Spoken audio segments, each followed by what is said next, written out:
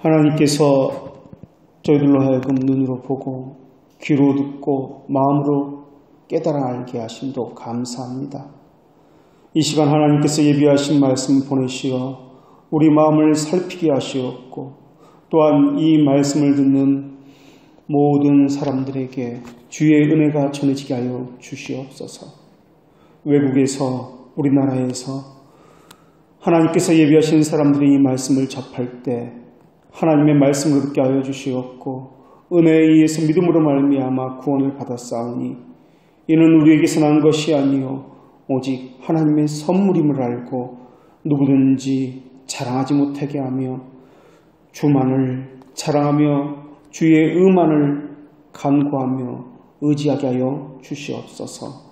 이 모든 것을 예수 그리스도의 이름으로 기도합니다. 아멘. 우리가 지난주에 두 가지 것을 살펴보았습니다. 첫 번째 것은 우리가 아는 선행과 칭의는 어떤 연관이 있는지를 살펴보았습니다. 선행의 힘의 근원은 두 가지인데 첫째는 그분을 두려워하는 것에서 오는 것이고 두 번째는 구속과 부르심에 기인하기 때문이라고 보았습니다. 그분이 우리를 부르셨기 때문에 우리는 죽은 행실에서 떠나서 온전한 삶을 살게 됩니다. 우리가 그분께 연합되었기 때문에 거룩함과 성화에 참여하게 된 것입니다. 오늘 본문은 은혜로 구원받는 말씀에 대해서 트집 잡는 사람들에 대해서 반박하는 말씀으로 보여집니다. 물론 성경에는 나오지 않았지만은 오늘 본문은 아무런 행동을 해도 하나님께서 모든 불법을 사해 주신다는 그런 말씀으로서 받으면 안 될 것입니다. 그러나 사람들은 예수 그리스도의 의를 부인하고 있습니다. 이들은 의의 전과 교리를 부인합니다. 어쩌면 행위로 구원받는 것처럼 성경 본문에서 끄집어내어서 반문을 하고 있는지도 모르겠습니다. 그래서 오늘은 이들이 주장하는 반문 몇 가지를 살펴보도록 하겠습니다. 첫 번째 반론은 마가복음 10장에 나오는 부자 청년의 이야기를 통해서 살펴보겠습니다. 예수님은 부자 청년에게 이것도 지키고 저것도 지키라고 말씀하셨습니다. 부자 청년은 그것을 지키지 못했기 때문에 근심하고 떠나갔더라 라는 것이 이 이야기의 핵심입니다. 그렇다면 그것을 지키지 못하고 근심하고 떠나갔다는 것이 의미하는 것이 무엇인가 하는 것입니다. 이 말씀이 정말 행위로 구원받는가 하는 말씀인가 하는 것입니다. 두 번째 반론은 마태복음 25장에 근거한 반론입니다. 마태복음 25장 35절에서는 영생을 얻은 이유에 대해서 줄인 자를 먹였고 목마른 자에게 마시게 하였고 병든 자를 돌보아주는 그러한 자비를 베풀었기 때문이라고 우리 주님께서는 말씀하고 계십니다. 그러면서 구제를 하지 않은 그런 행동을 하지 않는 사람들을 악인이라 처하고 그런 행동을 하는 사람을 의인이라 말씀하시면서 의인은 영생에 악인은 영벌에 처한다고 말씀합니다. 이 본문이 과연 행위로 구원을 얻는 것에 관한 말씀인지를 두 번째는 살펴보겠습니다. 세 번째로는 그렇다면 우리는 우리의 신앙의 기초를 무엇으로 삼느냐 하는 것을 살펴보겠습니다. 오늘 본문은 시편 32편 1절을 인용함으로 시작합니다. 시편 32편 1절은 이렇게 말씀합니다. 허물의 사함을 받고 자신의 죄가 가려진 자는 복이 있도다. 사람들은 구원을 얻기 위해서 자기 행위에 의지하려는 경향을 가지고 있습니다. 거기다 사람들은 자기 자신이 영광스러운 존재가 될 수 있을 것이라고 마귀적인 자만심을 가지고 있습니다. 칼빈은 이것에 대해서 반신반의이다라고 이야기했습니다. 자신이 마치 반은 신이고 반은 인간인 것처럼 여긴다는 말씀입니다. 인간을 아는 지식을 가진 사람이라면 누구든지 자기가 마음의 뿌리를 받고 있는 마지막 우상이라는 것을 인정하지 않을 수 없을 것입니다. 하나님께서 말씀하신 바와 같이 사람들은 자기 의를 세우려고 이리저리 뛰어다니면서 헛된 열심으로 가득 차 있습니다. 중세시대와 같이 마치 교회에 충성을 다하면 그것이 믿는 것처럼 여기고 있고, 바리새인들처럼 우리 주 예수 그리스도를 통하여 하나님께로부터 난 의를 복종하지 않고 있습니다. 대신에 자기 행위에서 기쁨을 얻고 있고 자기 열심으로 얻은 땀에서 평안을 얻고 있습니다. 거기다가 무언가 하지 않으면 사람은 천성적으로 불안해합니다. 예수 그리스도의 의는 천사들도 알아보려고 했던 큰 신비의 하나인데도 불구하고 사람들은 이것에 대해서는 무시하고 있고 관심이 없습니다. 하나님은 최초의 인류에게 죄를 지은 이후에 입혀주신 짐승의 가죽옷이 있습니다. 이것을 우리는 의의 옷을 입혀줬다라고 그렇게 여깁니다. 하나님은 자신의 형상을 따라 사람을 창조하신 것을 기뻐하셨습니다. 하나님의 겸손하심은 너무나 크고 깊어서 강권적으로 사람들에게 영원한 복종을 요구하실 수 있음에도 불구하고 자신이 지은 피조물과 자신을 낮추어 언약을 맺으셨습니다. 내가 먹는 날에는 정령 죽으리라 하는 말씀은 반대로 해석하면은 사람이 그 나무 열매를 먹지 않는다면 영원히 살리라는 말씀입니다. 그러나 우리 조상은 그 언약을 깨뜨렸습니다.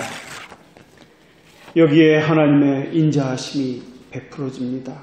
여기서 우리는 의로움이라는 단어의 뜻을 이해하게 됩니다. 이 단어는 예수 그리스도의 능동적 순종과 동시에 수동적 순종을 나타냅니다. 우리는 일반적으로 그리스도의 공로를 말할 때 십자가의 죽으심만을 언급합니다. 그러나 그분이 율법에 대한 적극적인 순종도 동시에 필요합니다. 이 두 요소를 함께 이해하지 않으면 그리스도는 우리에게 합당한 구세주가 아닙니다. 그리스도는 우리를 위해서 죽으셨을 뿐만 아니라 모든 율법을 순종을 하셨습니다. 고난을 당했을 뿐만 아니라 불쌍한 죄인들을 대신해서 순종했던 것입니다. 이 두 가지 것이 연합해서 우리에게 완전한 의가 전가된 것입니다. 이에 대해서 우리로 하여금 저희 안에서 하나님의 의가 되려 하십니다 라고 하나님께서는 말씀하셨습니다. 이것이 예레미야가 이해시키려고 했던 주 우리의 의라는 말씀의 뜻입니다. 하나님은 예레미야 33장 15절과 16절에서 이렇게 말씀하셨습니다. 그날 그때 내가 다윗에게서 한 공의로운 가지가 나게 하리니 그가 이 땅에 정의와 공의를 실행할 것이라. 그날에 유다가 구원을 받겠고 예루살렘이 안전히 살 것이며 이 성은 여호와는 우리의 의라는 이름을 얻으리라. 아멘. 여기서 의라는 이름을 얻는다라고 말씀하고 있습니다. 이것이 바로 칭의를 얻는다는 말씀입니다. 어떻게 주께서 인간의 의가 되십니까? 그것은 한마디로 하나님께서 의로 여기셔서 그 의를 예수 그리스도의 의를 전가하심으로 인해서입니다. 이것은 너무나 쉽게 보여서 타락한 자들의 교만함은 이것을 거부합니다. 자기 행위를 통해서 무엇인가 성취감을 가지고 뿌듯해하고 그것을 통해서 위로를 얻으려 하고 있습니다. 그들은 내가 이것을 했기 때문에 자기에게서 자랑을 찾습니다. 이 뿌리 깊은 교만은 의의 전가 교리를 비난하는 행위입니다. 예수 그리스도의 의를 부인하는 행위입니다. 그들은 선행을 이야기하면서 안 믿어도 착하게 사는 사람들의 예를 들고 있습니다. 그 대표적인 예가 마가복음 10장에 나오는 부자 청년의 이야기입니다. 어떤 젊은이가 그리스도께 나와서 영생을 얻기 위해서 무엇을 해야 하냐고 질문합니다. 주님은 그 청년에게 율법의 계명을 언급하시면서 영생을 얻기 위해서 해야 할 일이 무엇인지를 가르쳐 주셨습니다. 사람들은 이 부자 청년의 이야기에서 행위로 구원받는다는 것을 이끌어냅니다. 그러면서 은근히 전가된 의의 교리는 비성경적이라는 인식으로 우리를 부추깁니다. 수많은 활동과 열심을 내기 위해서 그것이 마치 믿음인 양 그들은 이야기합니다. 이 젊은이와 우리 주님께서 대화하는 내용을 좀 더 면밀하게 살펴보겠습니다. 마태복음 10장 17절을 보면 이렇게 말씀합니다. 예수께서 길에 나아갈새 한 사람이 달려와서 꿇어 앉아 묻자오되 선한 선생님이여 내가 무엇을 하여야 영생을 얻으리이까? 그러자 예수님께서 말씀하십니다. 예수께서 이르시되 내가 어찌하여 나를 선하다 일컫느냐? 하나님 한 분 외에는 선한 이가 없느니라. 그러면서 그리스도께서는 부자 청년에게 답변하기 위해서 계속 말씀하십니다. 내가 계명을 하나니 살인하지 말라, 간음하지 말라, 도둑질하지 말라, 거짓 증언하지 말라, 속여 빼앗지 말라, 내 부모를 공경하라 하였느니라. 이것이 그 부자 청년의 질문에 대한 우리 주님의 답변이었습니다.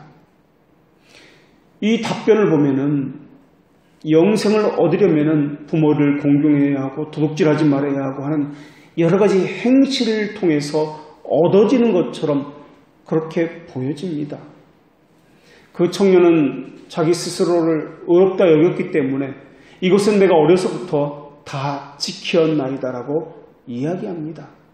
그 청년이 말하고자 하는 것은 그렇다면 나는 영생을 얻은 것 아닙니까? 라는 것입니다. 사실 그 이야기만으로도 대단합니다. 그 사실을 지켰다는 것만으로도 대단합니다. 천성적으로 아주 성실한 사람이 있고 도덕적으로 뛰어난 사람도 있습니다. 아마 이 청년은 이 두 가지를 다 가진 사람으로 보입니다. 그러나 우리 주님께서 그 청년에게 계명을 지키라고 언급하신 이유는 따로 있습니다. 그 청년의 도덕적 행실이 하나님의 은혜와 자비를 받을 만하다는 생각을 심어 주시려는 것이 아니었습니다. 오히려 그 계명을 통해서 청년이 자기 자신을 발견할 수 있도록 이끄시려는 의도 때문에 그 말씀을 하신 것입니다. 그 청년 스스로가 계명의 조목조목마다 어겼음을 깨닫고 자신의 부족함을 인정하는 것이 목적이었습니다. 그리고 영생의 기반이 되는 의는 따로 있다는 것을 깨닫게 해주시기 위해서였습니다. 그렇다면 정말 그 청년이 단 한 번이라도 화를 낸 적이, 남을 비난한 적이 단 한 번도 없었을까요? 정말 그 청년은 다른 사람이 가진 것에 대해서 나도 갖고 싶다, 저 위치에 올라가고 싶다는 마음을 품은 적이 단 한 번도 없었을까요? 정말 그 청년은 의목을 품거나 양심을 속인 일이 단 한 번도 없었을까요? 만일 단 한 번이라도 그랬다면 그 사람은 하나님의 저주를 받아 마땅한 존재입니다.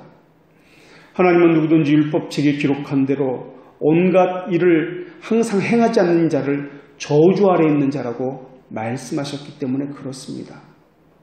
그러나 이 청년은 자기의 은밀한 죄에 대해서 자각하지 못하고 있었습니다. 사실 이것이 우리에게도 가장 큰 고통입니다. 우리의 죄가 노출되는 경우도 있습니다. 그러나 우리에게는 죄를 숨기고 감추려는 경우가 더 많이 있습니다. 죄를 범하는 것이 고통이라면 더 큰 고통의 씨앗은 죄를 죄로 깨닫지 못하는 것입니다. 여러분은 많은 눈물을 흘렸을 것입니다. 여러분은 많은 슬픔과 고통도 느꼈을 것입니다. 여러분은 여러 번 많은 맹세도 했고 그 죄를 다시 저지르지 않겠다고 결심도 했을 것입니다. 여러분은 자신의 죄에 대해서 자주 간구했고 다시는 저지르지 않도록 기도도 많이 했을 것입니다. 그러나 여러분은 아직도 은밀한 죄 가운데 서 있습니다. 심지어 그것이 죄라는 인식도 하지 않은 채 말입니다.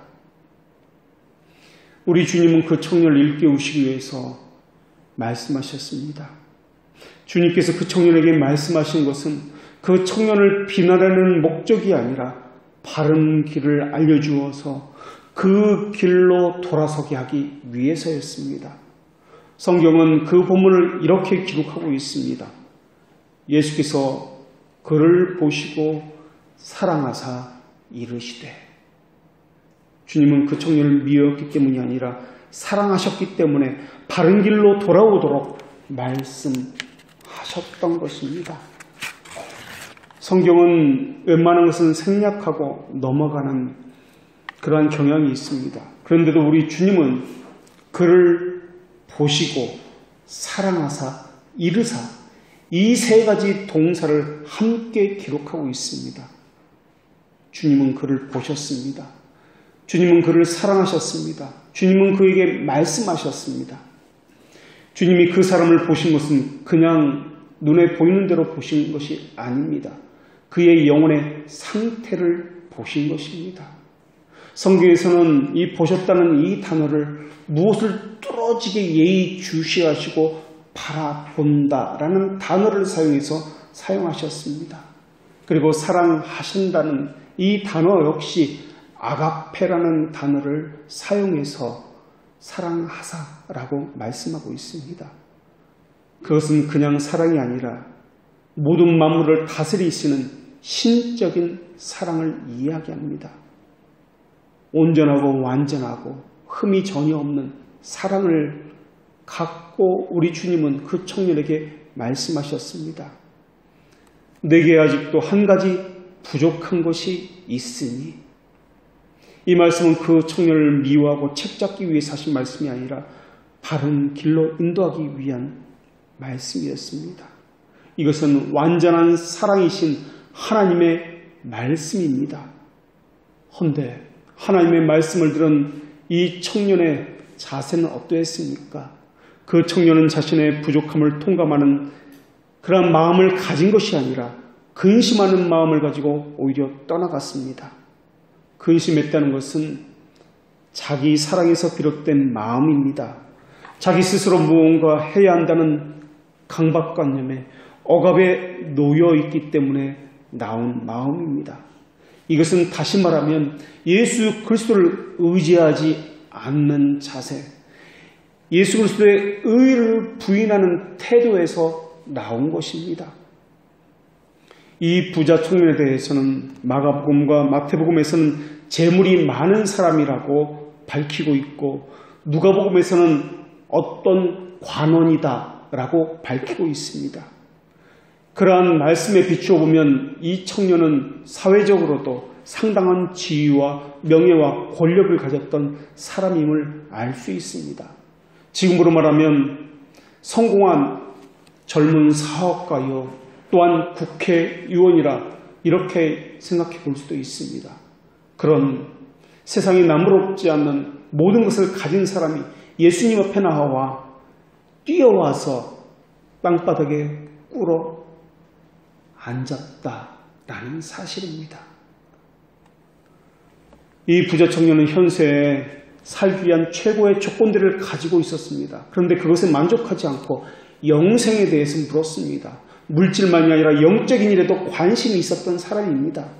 그리고 거기다가 자기 지위와 신분을 뛰어넘는 겸손함도 갖추고 있었습니다. 주위 사람들은 이 청년을 알았을 것입니다. 부자요 관원이었기 때문에 말입니다. 이 사람을 알아보고 어찌하여 무릎을 꿇고 뛰어와서 헐레벌떡 엎드리고 있는가 웅성웅성 했을 것입니다. 지금 같으면 보좌원이나 아니면 수행원들이 그의 행동을 저지했을지도 모르겠습니다. 달려와서 꿇어 앉았다라는 이 표현은 마가복음에만 보이는 상세한 표현입니다. 부족한 것이 없는 그 사람이 달려와서 무릎을 꿇었다 라는 것만으로도 이 사람의 됨됨이를 알 수 있습니다. 사람들은 이 사람을 향해서, 이 부자 청년을 향해서 부도 있고 명예도 있고 권력도 있고 인격도 있다고, 무엇 하나 부족한 것이 없다고 사람들은 이 청년을 칭찬했을지도 모르겠습니다. 예수님 앞에 무릎을 꿇었다는 것 자체만으로도 자기 신분을 남들에게 과시하거나 자기 부를 통해서 어떤 것들을 누리고 했던 것이 아니라는 것을, 이 사람의 됨됨이를 미루어 우리가 짐작할 수도 있습니다. 이 사람은, 이 부자 청년은 사람들 보기에도 완전한 사람처럼 보입니다. 이 사람은 주님을 향해서도 선한 선생님이여라고 부릅니다. 이 칭호 역시 독특한 칭호로서 랍비나 당시 선생님들에게 호칭을 부를 수 있는 그러한 말이 아닙니다. 선하다는 말은 토브라는 단어를 사용합니다. 이 토브라는 단어는 하나님과 관계된 개념입니다. 모든 부분에서 완전하고 의로운 선함의 상태를 토브라고 이야기합니다. 창세기 1장에서 하나님께서 천지를 창조하시고 보시고 기뻐하셨다 할 때, 보시기에 좋았더라 할 때 이 단어가 토브라는 단어입니다. 그런데 예수님을 향해서 이 단어를 이 청년은 썼다라는 것입니다. 마태복음에서는 선한 선생님이라는 호칭 다음에 무슨 선한 일을 하여야 영생을 얻으리까라고 바로 나오고 있습니다. 이 말들을 종합하면 이 사람의 의도를 추측할 수 있을 듯합니다. 그는 영생을 얻으려면 선한 일을 해야 하고, 선한 일이라면 선한 선생이신 예수님께 물어야 한다고 생각했는지도 모르겠습니다. 그런데 이 부자 청년은 선하다는 의미를 영생의 관점인 절대 선의 기준에서 생각한 것이 아니다라는 것입니다. 율법적이고 도덕적인 책무의 완수라는 상대적 선의 관점에서 접근하고 있다라는 것입니다. 이런 생각은 오늘 만연한 생각들입니다. 도덕적으로 착하고 좋은 일을 많이 한 사람은 구원받는 사람이다라는 생각 말입니다. 그런데 예수님은 당시에 만연한 그러한 생각을 바꿔주셨습니다. 예수님은, 하나님은 한 분 외에는 선한 이가 없느니라 라고 말씀하셨습니다. 여기서 선하다는 말은 흠이 없고 죄가 없으신 하나님의 속성을 이야기합니다. 초월적인 신성을 이야기합니다. 이것에 대해서 칼빈은 예수님의 답변을 이렇게 이해했습니다. 너는 거짓으로 나를 선생이라고 부르고 있구나. 너는 그 말을 하기 전에 선하다는 말이 무슨 의미인지를 알아야 한다. 또 그것이 너에게 어떤 의미를 주는지를 냉정하게 생각해 보아야 한다. 라고 주석을 달았습니다. 주님의 말씀은 유대 사회에게 만연한 전통적인 관습과 규범에 따라서 경건을 측정하고 기준으로 삼는 행위들을 거부하시는 말씀이었습니다.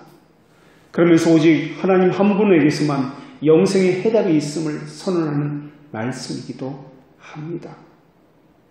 사람들은 교회를 바라보는 시각이 구제를 많이 해야 하고 선행을 많이 해야 하는 곳이라고 생각합니다. 그래야 구원을 받고 교회로서 참된 교회다라고 생각합니다. 그것은 신자에게도 마찬가지입니다. 그러나 예수님은 영생은 인간의 노력과는 상관없는 오직 하나님의 선물이라는 사실을 말씀해 주셨습니다. 선한 일은 행할 일로서가 아니라 어떤 존재가 되는 것이라고 우리에게 말씀해 주셨다라는 것입니다. to do가 아니라 to be라는 것입니다. 구원은 행함으로서가 아니라 중생의 씻음과 성령의 새롭게 하심으로써 얻어진다는 것이 하나님의 말씀입니다. 그런데 오늘날 만연한 사고는 중생과 성령의 새롭게 하심으로 구원한다는 이것은 무시해버립니다. 중생에 대한 분별도, 이것을 검증을 거치는 작업도 다 사라져버렸습니다. 그러나 교회는 거룩한 사람들의 모임입니다.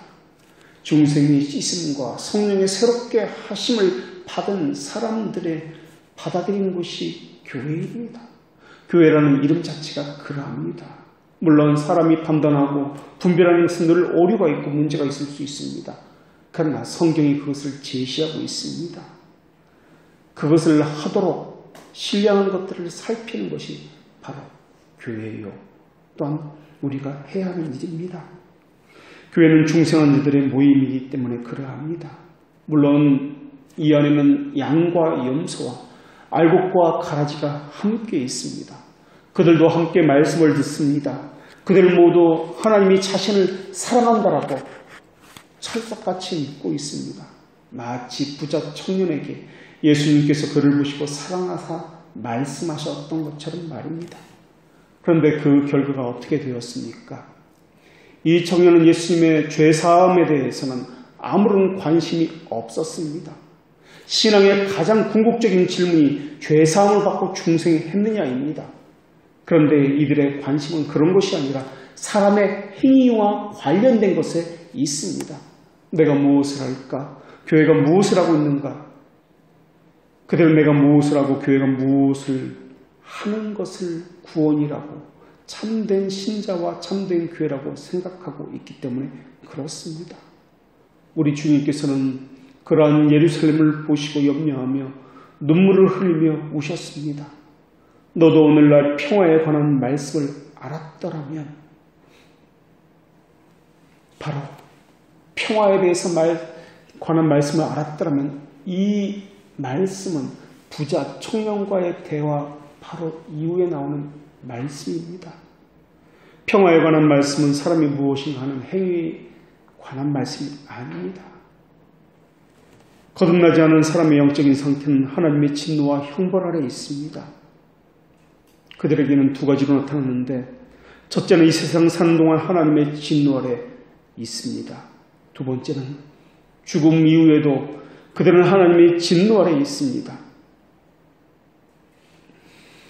이에 대해서 예수님 부자 청년에게 네가 가진 소유를 팔아서 가난한 자에게 주라고 말씀하셨습니다.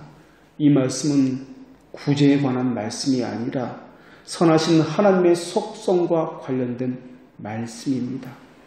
그러나 거듭나지 않은 사람들은 경건하게 살아야 할 신자의 의무도 지지 않고 신자가 교회를 위해서 짊어져야 할 십자가도 지지 않습니다. 하나님 나라에 들어갈 수 있는 사람은 유대 랍비의 대답에 의하면 회개한 사람만이 들어갈 수 있습니다. 회개했다는 것을 어떻게 알 수 있느냐면, 첫째는 계명을 지키는 것으로 알 수 있으며, 둘째는 계명을 지킨다는 것은 구제를 행한다는 것을 통해서 계명을 지킨다는 것을 알 수 있다고 유대 랍비들은 이야기합니다. 결국 이 청년은 계명을 지켰다고 이야기했지만 구제를 행하지 않았다는 측면에서 계명을 지키지 않은 것이 증명됩니다. 그래서 주님은 이 청년에게 내가 만일 온전하고자 한다면 이라는 말씀을 계속해서 해주셨습니다. 예수님은 청년의 방식대로 말씀하심으로써 네가 온전하지 못하다라는 것을 말씀해 주신 것입니다.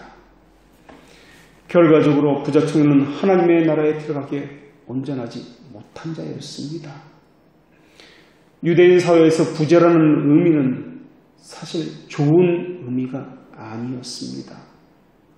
유대인 사회는 모든 것을 일정하고 균등하게 나누어 주어야 하는 시대였습니다. 함께 먹어야 하고 함께 굶어야 하는 생각이 당시 사회의 일반적인 생각이었습니다. 아니, 그것이 신앙의 요구였습니다. 그런데 이 사람은 다른 사람의 가난함과 배고픔을 살피지 않았습니다. 그것으로서 하나님의 말씀을 어기고 있었던 사람입니다. 그러면서 예수님께서 말씀하십니다. 사람으로는 할 수 없으되 하나님으로는 다 할 수 있느니라. 하나님의 나라에 들어가는 것은 사람으로는 할 수 없으되 하나님만이 할 수 있다 라는 것입니다. 이것이 이 부자 청년과의 이 이야기의 결론입니다. 그리스도에게 접붙여진 사람은 아무리 환경이 어렵고 힘들다 하더라도 자기 사정이 아니라 주님을 먼저 생각합니다. 그러나 접붙이지 않은 사람은 거듭난 사람들이 하나님의 말씀을 듣고 경험하는 양심의 가책을 느끼지 않습니다. 그들은 무감각에 쳤기 때문에 그러합니다. 그저 육신의 만족만을 위해서 일생을 살 뿐입니다. 자기 보기에 좋은 대로 움직이고 자기 형편에 따라 움직일 뿐입니다. 설사 양심의 가책을 받는다 할지라도 그들은 단지 근심해서 뒤로 물러나서 자기가 원래 있던 자리로 돌아갈 뿐입니다. 마치 부자 청년처럼 말입니다. 그러나 회개하고 거듭나게 되면 제일 먼저 일어나는 놀라운 변화는 마음의 변화입니다.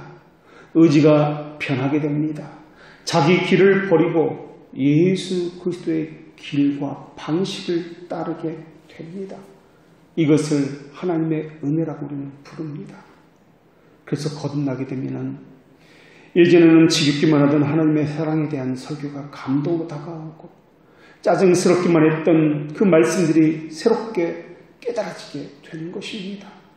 거듭나게 되면 아주 놀랍게 예전에 느낄 수 없었던 하나님의 사랑이 다가오면서 자신이 엄청난 죄인이라는 죄의 자각이 생기는 것입니다. 지루하기만 한 그 예배가 하나님의 말씀이 음성이 들려지기 시작합니다. 전에는 죽었기 때문에 들리지 않았는데 아무리 흔들어도 일어나지 않았는데 아무리 소리쳐도 알아듣지 못했는데 이제는 거듭나고 보니까 하나님의 말씀이 들리고 두들기면 느껴지게 되는 것입니다. 사랑이 발견되면 눈물을 흘리게 되어 있고 아프면 하나님 앞에서 괴롭다고 호소할 수 있게 되어지며 영혼의 감각이 생겨지게 되었기 때문에 하나님과 깊은 교제 가운데 들어가게 된 것입니다. 하나님을 향한 사랑은 두 주인을 섬기면서 사랑할 수 없습니다. 신앙의 세계에서 하나님도 만족하고 세상도 만족하고 하는 것은 있을 수 없습니다. 물론 거듭난 사람들도 세상을 사랑합니다. 그래서 거듭났음에도 불구하고 물질의 눈에 어두워서 욕심을 부릴 수도 있고 명예욕에 사로잡힐 수 있습니다. 그러나 거듭난 사람들은 지속적으로 주님 이외의 것을 사랑할 수가 없습니다. 우리 주님이 그것을 더 이상 허락하지 않기 때문에 그러합니다. 하나님도 사랑하고 사람도 사랑한다고요. 하나님도 사랑하고 물질도 사랑하고 세상도 사랑한다고요. 그것은 있을 수가 없습니다. 우리 주님은 그 청년에게 한 가지 부족한 것이 있다고 말씀하셨습니다. 그것은 하나님만을 사랑하는 것이었습니다. 물질과 겸하여 사랑한다는 것은 있을 수가 없습니다. 가족을 겸하여 사랑한다는 것은 있을 수가 없습니다. 청년은 하나님보다도 다른 것을 더 사랑했기 때문에 염려한 것입니다. 그것이 마음에 걸려서 뒤로 물러났던 것입니다. 거듭난 사람은 자기의 만족을 위해서 사는 사람이 아니라 하나님을 기쁘게 하기 위해서 살아가는 사람입니다. 그래서 성경에서 무엇을 하라라는 말씀을 보면은 구제하라, 사랑하라, 용서하라 이러한 하라라는 말씀을 볼 때는 첫째는 우리는 할 수 없다는 것을 기억해야 합니다. 두 번째는 하나님의 일하심을 기억해야 합니다. 그래서 우리는 오직 예수 그리스도의 의만을 바라봐야 한다는 것을 또한 기억해야 합니다. 이제 두 번째 반론이 기다리고 있습니다. 그 반론은 마태복음 25장에서 취한 것입니다. 주님은 행위로 영생을 주시는 것으로서 그렇게 말씀하고 계시는 것처럼 보입니다. 왜냐하면 그들은 줄인 자들을 먹였고 목마른 자들에게 마시게 하였고 나그네를 영접했고 병든 자를 돌봐 주었다는 이러한 자비를 베풀었기 때문에 영생을 얻었다고 이 본문에서도 말씀하고 있기 때문에 그렇습니다. 그래서 사람들은 이 성경 구절을 들어서 교회가 이렇게 해야 합니다. 구원받은 백성은 이렇게 해야 한다라고, 그것이 원인이다라고 주장합니다. 그러나 선한 행실은 우리를 의롭게 하지 않습니다. 선한 행실은 우리가 의롭다 인정함을 입은 다음에 열매로서 따르는 것입니다.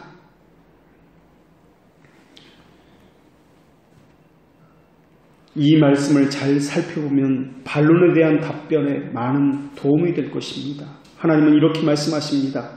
그때 임금이 그 오른편에 있는 자들에게 이르시되 내 아버지께 복받을 자들이여 나와 창세로부터 너희를 위하여 예비된 나라를 상속받으라. 내가 줄일 때 너희가 먹을 것을 주었고 목마를 때 마시게 하였고 나그네 되었을 때 영접하였고 헐벗었을 때 옷을 입혔고 병들었을 때 돌보았고 옥에 갇혔을 때 와서 보았느니라. 이것 때문에 그 백성들이 하나님 앞에서 의롭다함을 받았다고 우리 주님은 말씀하십니다. 그런데 그 다음 구절이 이것에 대한 그렇게 말씀하신 그 해답을 주고 있습니다. 이에 의인들이 대답하여 이르되 주여 우리가 어느 때 주께서 줄이신 것을 보고 음식을 대접하였으며 목마르신 것을 보고 마시게 하였나이까? 어느 때 나그네 되신 것을 보고 영접하였으며 헐 벗으신 것을 보고 옷 입혔나이까? 어느 때 병드신 것이나 옥에 갇히신 것을 보고 가서 배웠나이까? 이들은 자신의 행동에 대해서 전혀 모르고 있습니다. 자기가 행동했는데도 자신이 무슨 행동을 했는지 모릅니다. 왜냐하면 자기 의를 의존한 것이 아니기 때문에 그렇습니다. 그들이 하는 행동은 예수 그리스도의 의가 강권해서 한 것이기 때문에 그렇습니다. 그렇기 때문에 사람들이 말하는 자기 의로 인해서 하나님 앞에 용서함을 받는다는 말은 전혀 타당하지 않습니다. 그러면 사람들은 다시 이렇게 반문할 것입니다. 그렇다면 마태복음 25장 45절 이하에 보면은 예수 그리스도께서 왼편에 있는 자들에게는 이런 행실을 하지 않았기 때문에 저주를 내리시고 내어 쫓으신 것이 아닙니까? 그렇기 때문에 행위로 구원받는 것이 성경의 증언입니다. 선행을 하지 않았기 때문에 저주받는다면 선행 때문에 구원한 것도 확실합니다. 라고 말입니다. 그렇다면 이렇게 생각해 보십시오. 하나님은 아무리 사소한 도덕법이라 할지라도 그것을 저버린 사람은 누구든지 당연히 정죄하실 수 있습니다. 그렇다면 묻겠습니다. 왜 하나님이 착한 일을 하는 사람에게 상을 주셔야 하는 것입니까?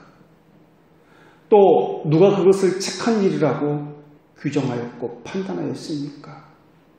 성경은 오히려 자기가 무엇인가 일을 한다 할지라도 우리는 무익한 종이다 라고 말해야 한다라고 말씀하고 있습니다. 아무짝에도 쓸모없는 무익한 종이다 라는 것이 우리 주님의 말씀입니다.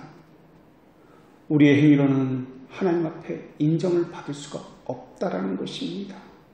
이 사실을 헤아려 볼 때 인간은 자기 힘으로 의롭다함을 받는 것은 있을 수가 없는 일입니다. 오히려 인간의 어설픈 행위를 가지고 행실을 가지고 하나님께서 큰 상을 주실 것이라는 그 생각이 아주 낯뜨거운 그런 일일 것입니다. 그리고 하나님께서 은혜를 주시는 것은 나를 위해서 주시는 것이 아니라 교회와 공동의 유익을 위해서 사용하라고 주시는 것입니다. 그렇기 때문에 내가 가진 것이 있다면 나를 위해서가 아니라 교회를 위해서 사용함이 마땅합니다. 오히려 교회를 위해서 사용하지 않는다면 그것은 정죄를 받는 것이 또한 합당합니다. 교회를 위해서 하나님께서 내게 잠깐 맡겨주신 것입니다. 교회를 위해서 사용하라고 말입니다. 그렇기 때문에 하나님의 것을 가지고 선을 행함과 자기 소유의 나눔으로 하나님을 풍부하게 하려는 그 생각 자체가 잘못되었다라는 것입니다. 그리고 하나님은 교회를 위해서 나누는 것을 거룩한 제사에 비유하셨다는 것을 우리가 기억해야 합니다. 그것이 거룩한 제사입니다. 또 그것이 찬미의 제사입니다. 그런데 어떤 사람들은 이것들을 근거로 자신은 하나님의 도덕적인 동반자임을 내세웁니다. 나는 교회를 위해서 무언가 할 수 있고 무엇을 했다라고 주장합니다. 자신은 하나님의 구원을 이루는 협력자이기 때문이라고 생각합니다. 또 어떤 사람은 하나님이 하시니 나는 아무것도 안 해도 되겠다라고 생각합니다. 우리가 얼마나 이러한 질문을 지금까지 많이 받았는지 모릅니다. 그런데 제발 그런 말도 안 되는 반론을 제기하는 사람들이 어떤 사람들인지를 생각해 보시기 바랍니다. 그들은 믿음이 넉넉한 사람들이었습니까? 진정으로 선행에 관심 있는 사람들이었습니까?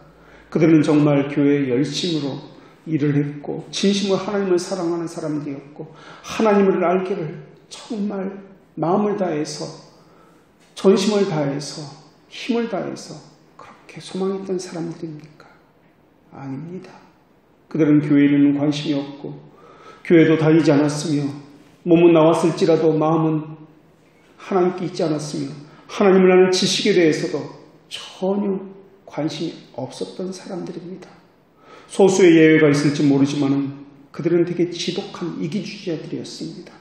믿음을 저버린 자들이었습니다. 그들을 부르는 호칭은 불경스러운 도덕론자이거나 율법 폐기론자이거나 거짓 도덕론자라고 그렇게 불려야 마땅합니다. 아니면 그 반대로 율법주의자라고 불려야 마땅합니다. 우리 신앙의 선배들이나 지난 시대가 남긴 그 믿음을 살펴보십시오. 수많은 목회자들이 우리 신앙의 선배들이 체험한 믿음과 같은 그 믿음의 양심에 호소했습니다. 알미니안의 가르침은 항상 적그리스도의 행실을 이끌어왔고 우리 사회 전반에 만연하게 지금도 이끌고 있습니다. 그들은 교회를 주도하고 있고 모든 여론을 이끌고 있습니다. 그것이 마치 기독교인 양, 그것이 마치 하나님의 말씀인 양 생각하도록 만들고 있습니다. 그러나 우리의 관심은 다수가 아닙니다. 좋은 건물을 가진 교회, 수많은 사람들이 모인 교회가 우리의 관심이 아닙니다. 우리의 관심은 하나님이 무엇이라고 말씀하셨느냐에 관심이 있습니다. 하나님의 말씀을 따르지 않았다면 교회 개혁은 결코 일어나지 않았을 것입니다. 종교 개혁자들이 외쳤듯이 이것은 교회가 서고 넘어지는 조항입니다. 하나님께서는 우리에게서 구원의 원인을 찾지 않으십니다. 하나님은 우리에게서 선함의 원인을 찾지 않으십니다. 전혀 우리에게서 고려하지 않으신다는 것입니다. 그렇다고 이 교리는 우리를 방종으로 이끌고 가지 않습니다. 또 이단들은, 알미니안 자들은 사람들을 꼬드겨서 주님은 산상수훈에서 도덕법만을 언급하셨다고 반론할지도 모르겠습니다. 이런 반론을 내세운 자들은 주의 복된 설교를 읽지도 않았고 전혀 이해하지도 못한 자들입니다. 우리 주님의 말씀을 보면 오늘 본문과 마찬가지로 가장 복된 것이 죄의 가리움을 받는 자가 받는 복에 대해서입니다. 우리 주께서는 도덕과 선행을 권고하시되 수많은 바리새인들이 첨가한 거짓된 거치들을 제거하셨고 명백히 하나님의 의만을 드러나게 하셨습니다. 우리 주님은 이렇게 말씀하셨습니다. 너희 빛을 사람 앞에 비추게 하여 그들로 너희 착한 행실을 보고 하늘에 계신 너희 아버지께 영광을 돌리게 하라. 착한 행실을 한다 할지라도 나는 가려지고 내가 무엇을 했는지 몰랐던 그 의인들처럼 하나님의 영광만이 드러나야 한다는 것입니다. 이 말의 뜻은 나의 행위는 무익하다라는 말의 뜻입니다. 이 말은 행실을 하지 말라는 말이 아니라 하나님에게 사람의 행위는 하나님을 움직이게 하는 어떤 영향력도 갖지 못했다는 말입니다. 그렇기 때문에 귀 있는 자는 하나님께서 말씀하신 주가 우리의 의라는 말씀을 들으십시오. 또 귀 있는 자는 성령께서 우리에게 말씀하신 일한 것이 없이 하나님께서 의로 여기심을 받는 사람이 얻는 복이 무엇인지 깨달아야 할 것입니다. 사단이 광야에서 그리스도를 공격했을 때처럼 오늘날도 성경을 인용해서 우리를 속이고 있습니다. 사단은 주님을 연속해서 성경 말씀을 가지고 시험했습니다. 그것과 마찬가지로 사단의 자녀들도 사단의 가르침을 전파하는 데 있어서 우리 주님을 공격했을 때처럼 마찬가지로 성경을 사용해서 사람들을 속이고 있습니다. 천사로 가장해서 전통 교회라는 허울을 쓰고서 말입니다. 그러므로 지금은 잠잘 때가 아니라 깨어있을 때입니다. 기도하겠습니다.